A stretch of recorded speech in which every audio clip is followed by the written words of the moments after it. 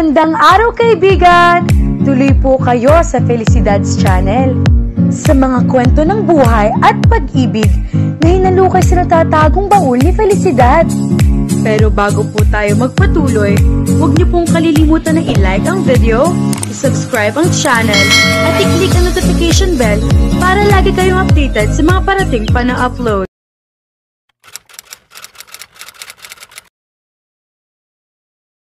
Nang buksan ni Vera ang front door nila, nakita niya roon sina Orlan at Tito Luis. Ang ama nito, nagpalitan sila ng pagbate. Pagkatapos ay niyaya niya pumasok ang mga ito. Napasyal kayo, kausap niya sa ama nito.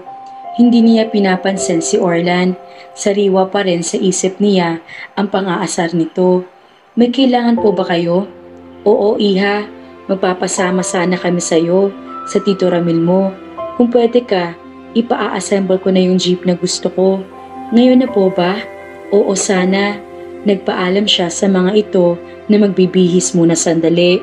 Maluwag na t-shirt at pantalong maong lang ang isinuot niya. Wala siyang gana magpaganda kung si Orlan lang naman ang makakakita sa kanya. Sumakay sila sa SUV ng ama ni Orlan. Sa likod kaagad na upo ang ama nito, kaya napilitan siyang tumabi sa nagmamanehong kababata. Sabi ko rito kay Orlan, yayain ka pumasyal sa palaisdaan namin sa Bulacan, iha. Kausap sa kanya ng ama nito na nasa daan na sila. Inunahan siya ni Orlan sa pagsagot. Tatanggihan lang naman ako nitong si Vera kapag niyaya ko siya pa. Napasulyap siya sa katabi. Parang himig nagsusumbong ito. Parang nagtatampo. Paano naman iho? Wala ka na nakitang inisin kung hindi itong si Vera. Kunda nga namang gustong-gusto mo siyang bukskahin. Sa akin mo man gawin ang ginagawa mo sa kanya, ganoon din ang magiging reaksyon ko. Siya naman ang binalingan ng ama nito. Sa susunod na Sabado, maaga kami pupunta roon ng asawa ko. Sumama ka sa amin, iha. Naiinip din doon ang tita Dulce mo dahil wala siya makausap na babae. Palibhasa, pulos lalaki ang tauhan namin sa palaisdahan. Huwag ka mag-alala. Hindi naman kasama si Orlan. Kami lang na misis ko ang makakasama mo. Sinulyapan uli niya si Orlan. Pormal ang anyo nakatingin lang ito sa kanilang unahan. Maano ba kung malaman itong gusto niya sumama sa mga magulang nito kung hindi ito kasama? Hindi naman lihim dito na ina siya rito. Mga bata pa sila ay alam na nitong ganoon. Sige po, tito. Nang dumating sila sa talyer ng tiyuhe niya sa Pasong Tamo ay naabutan nila nagmamando ito sa isang mekaniko roon. Lumapit naman kaagad ito sa kanila na makita siya. Pumalik siya rito. Tito Ramil, dinalahan kita ng customer. Natatandaan mo pa ba si Tito Luis? Aniyang ang tinutukoy ay ang ama ni Orlan. Ngumiti ito. Oo naman, iniabot nito ang kanyang kamay sa mag-ama. Kumusta pare? Ito na bang binata mo? Mabuti pare. Oo, yan na ang kababata nitong si Vera. Si Orlan, ang bunso ko. Tumingin sa kanya si Tito Ramil. Pagkatapos ay kay Orlan. Tito Ramil, let's get down to business. Maagap na sabi niya. May pagka-matchmaker ang tiyuhin niyang ito at wala siyang balak na pabiktima. Habang nakikipag-usap sina Tito Luis at Orlan sa kanyang tiyuhin, ay naglilibot-libot muna siya sa talyer. Mas gugustuhin niya makipagtsikahan sa mga mekaniko roon kaysa makiharap sa usapang kasama si Orlan. Tapos na bang isang ito?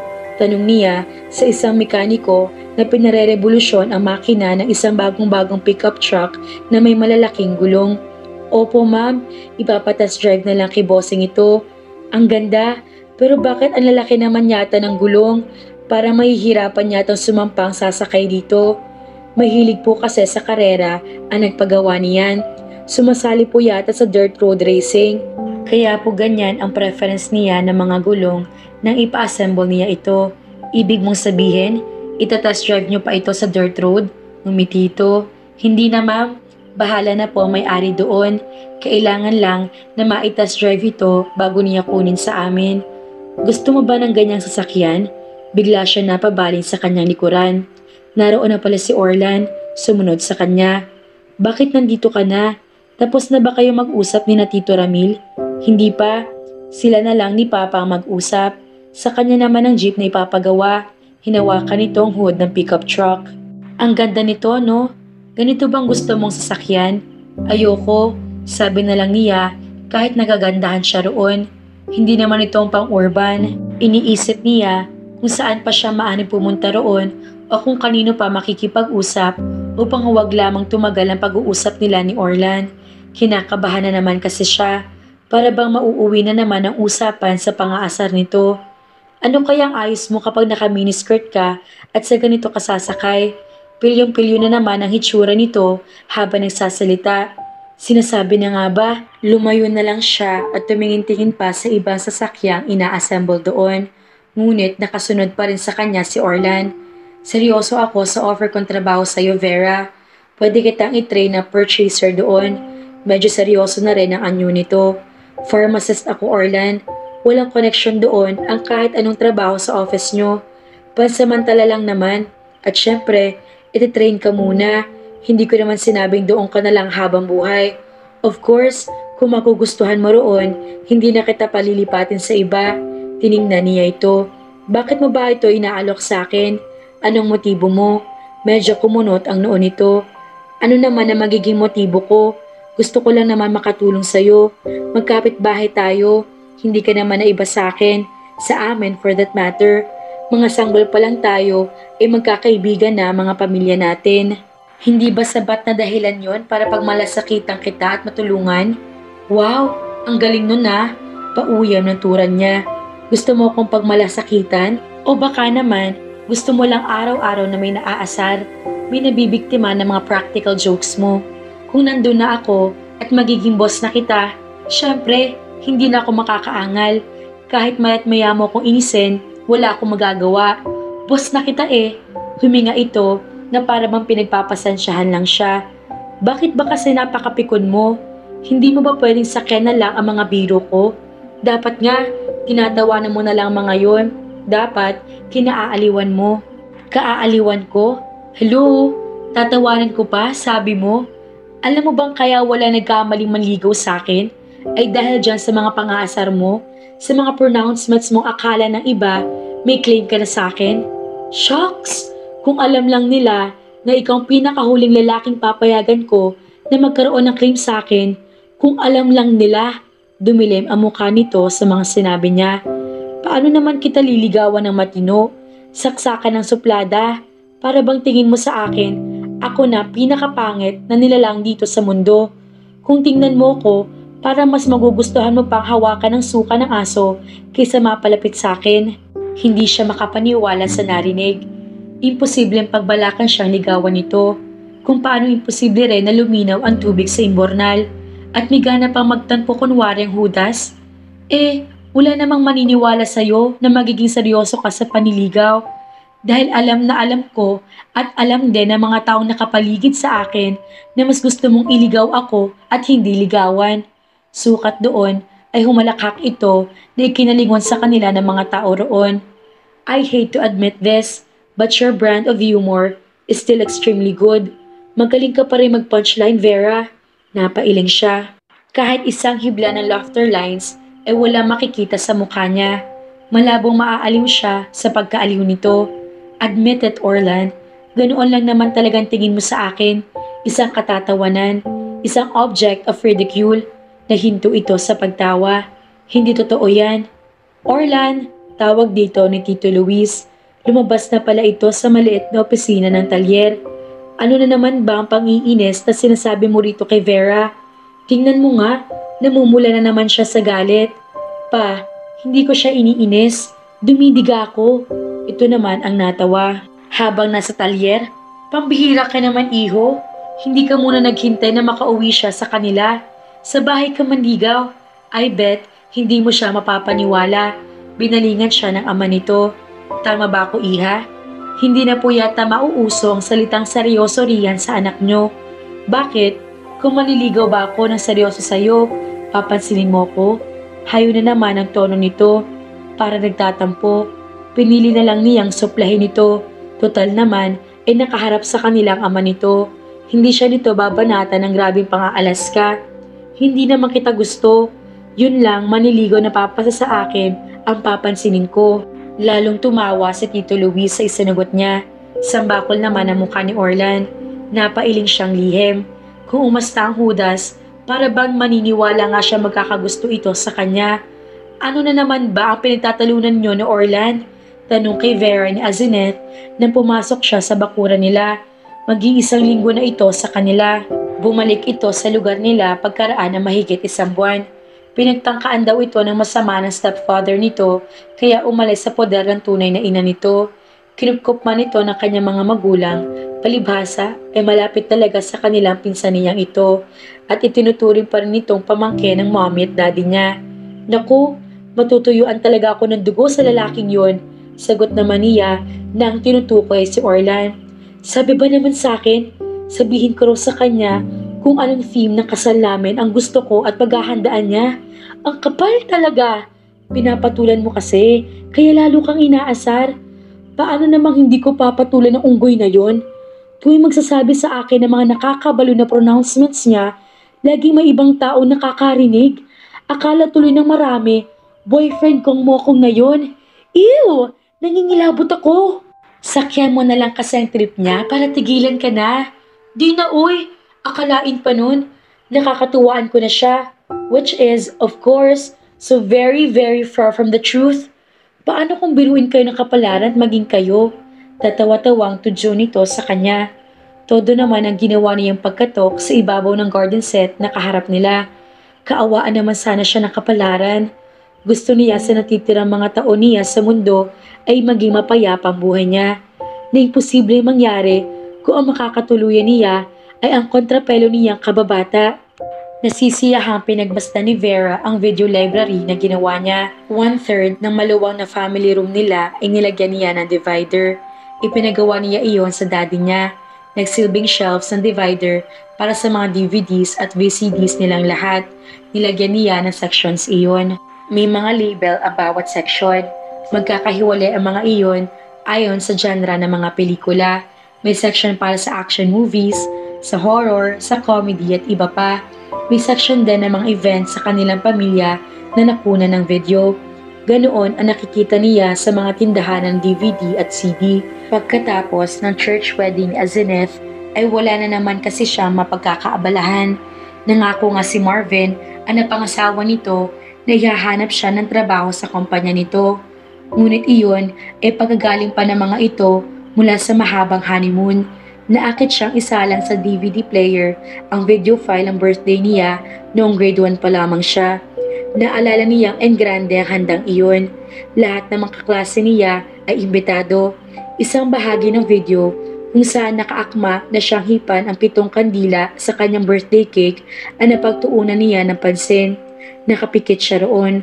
Obviously, ay tahimik na sinasabi ang kanyang birthday wish. Noon lang niya na-realize kung bakit patay na ang sinde sa mga kandila nang tumilat siya. Inunahan na siya ni Orla na hipan iyon. At ang Judas, umakbay pa sa kanya at ngumisi sa kamera. Malamang na kinunan din sila ng litrato sa eksenang iyon. Sa sumunod na eksena ay napailing siya dahil hinalikan siya roon ni Orlan. Bigla lang iyon, sa pisngi pa, pero huling-huli pa rin ang kamera na hinampas niya ang mukha nito. Napangiti siya. Sa ganoong edad niya, natuto na siyang suplahin ito. Mukhang tuwang-tuwa ka rin sa kuha natin ha. Naaalala mo pa ba yung feeling nung halikan kong pisngi mo? Napapikit siya at nagsimula magbilang sa kanyang isip. Okay na sana ang maghapon niya. Pero heto, at mukhang nakatakda ng masira. Hindi man siya lumingon, ay alam niyang si Orlan ang pumasok sa video library. Nakaramdam ka na ba ng kilig noong grade 1 tayo? Tumabi ito ng upo sa kanya. Bakit ba para ka multo? Bigla-bigla ka nalang sumusulpot. Aniya sa halip na sagutin ang tanong nito.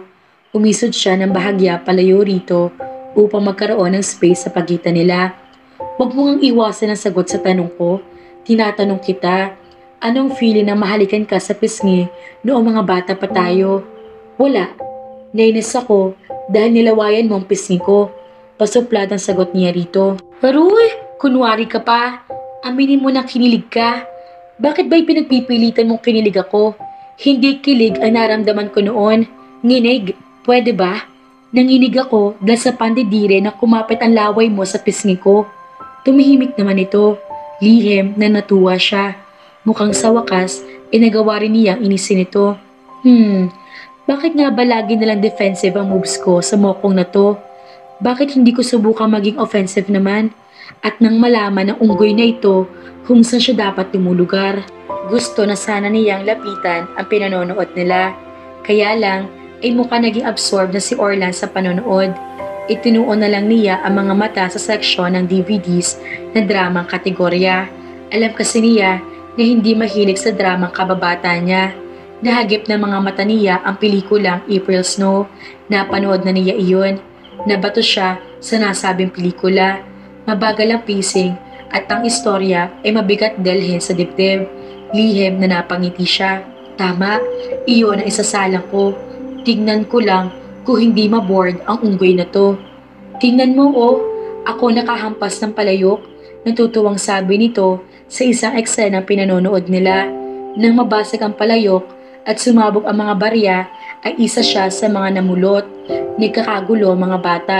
Nagkagitgitan sila. Kaya marahil, iisang 5 piso coin lang ang napulot niya. Umiiyak na siya sa sumunod na eksena. Nilapitan siya ni Orlan. Ibinigay nito sa kanya ang maraming coins na napulot nito. Saka lang siya tumahan. Sa mga sumunod na eksena ay palagi na sila magkadikit. Madalas na hawak nito ang kamay niya. Ganuan nga ba noong mga bata pa sila? Bakit hindi na yata niya matanda niyon? Nagisna na niyang palagi sila nag-iinisan nito. Nakalakhan na niyang umiwas dito hanggang magagawa niya. Have you seen that? Nakangising baling nito sa kanya. Inirapan niya ito. Bata pa ako noon, kaya gullible pa ako. Lalo lumuwang ang pagkakangisi nito. Ano ba sa palagay mong tinutukoy ko? Yung kalapati na biglang sumulpot doon sa panyo ng clown na sinasabi ko? Yung magic? Ikaw talaga? Napaka-defensive mo. Anyone can't help it when you're around, particularly me. Lagi nalang umaandar ang utak mo sa pag-iisip kung paano mo ako kukonsumihin. Oy, below the belt na yan ah. Hindi naman yung totoo. Showbiz. Liars go to hell. Ang hirap sa'yo, pero may na lang masamang iniisip mong gagawin ko sa'yo. Para naman nakalimutan mo na iniligtas kita roon sa mga asong humabol sa'yo doon sa bahay na nasa likod ng school building natin. Saka nung minsan bumagyo ng signal number 2 sa Metro Manila, high school na tayo noon, di ba ako nagpahiram sa'yo ng raincoat kahit na nabasa ako? Totoo naman ang sinabi nito, ngunit ilan lang iyon kumpara sa mga kapahamakang tiniis niya nang dahil sa kakagawa nito. At dahil hindi ko rin makakalimutan na butiki sa nilagnat ako sa takot na maglagay ka ng bato ko noong grade 3 tayo, na nagawa mong painumin ako ng juice na may pampapurga. Hindi ko rin makakalimutan na ilang beses akong napahilot ni mommy tuwing mapipilayan ako kapag hinihila mong silya ko bago ako makaupo. Hindi ko rin makakalimutan na nagnakaw ka ng panty ko sa mga sinampay ng maid namin. Pagkatapos, ginawa mong flag iyon at iwinagay mo sa labas ng gate ng school natin noong second year high school tayo. At noong JS prom natin, hindi ba't iniligaw mo ng daan yung kapartner ko? Sana, kaya hindi niya ako nasundo sa amin. Hindi na ito nakaimik. Huminto na ang pinanonood nila kaya tumayo siya at pinalitan niyon. Tulad na naisip niya, ang pelikulang April Snow nga ang isinalang niya. Drama yata ito eh. Angal nito na may 5 minuto na silang nanonood ng nasabing pelikula. Drama nga? Bakit yan? Boring yan. May X-Men naman yata kayo. Yun na lang isalang mo. Nakikinood ka lang. Demanding ka pa. Wala sa loob na napataas ang baba niya at humalakip-kip pa siya. Bumaling ito para tignan siya. Hindi naman siya lumingon. Nanatiling nakatutok ang mga mata niya sa screen. Nanahimik na ito at nanood na lang. Nagtataka naman siya kung bakit nagtitiis ito makipanood gayong mas maganda pa nga at pulo state of the art ang appliances sa entertainment room ng mga ito. Sa kalagitnaan ng kanilang panonood ay may eksena na punta ang mga bida sa isang pribadong silid. Naging mainit na ang eksenang sumunod. Naasiwa siyang bigla. Ngaling-ngaling i-fast forward niya ang DVD. Ngunit kapag ginawa naman niya iyon ay tsak na pauulanan siya nito ng pakangantsaw. Kung ngayon ko gagawin sa'yo ang ginawa mong paghalik sa pisngi mo nung grade 1 pa lang tayo, how would you feel, Vera? Halos pabulong na sabi nito. Napansin niya na kalapit na pala ito ng husto na hindi niya namamalayan. Saglit siyang nanigas na maramdaman ang mainit na hininga nito sa gilid ng mukha niya. Para nagtayuan ang lahat ng balahibo niya sa katawan. Sansaglit na tila magsasagulaman ang kanyang mga buto. Ngunit bago pa lumapat ang mga labi nito sa balat niya, ay napatayo na siya. Naniningkit ang mga mata niyang pinamaywangan niya ito. Yan ang huwag na huwag mong gagawin, Orlan. Kung ayaw mong mula sa kanununuan mo hanggang sa magiging kaapu-apuhan mo ay isumpa ko. Hay naku mga kafelisidad, kailan kaya matatapos ang pagbabangayan ng ating mga bida? Kaya naman, abangan!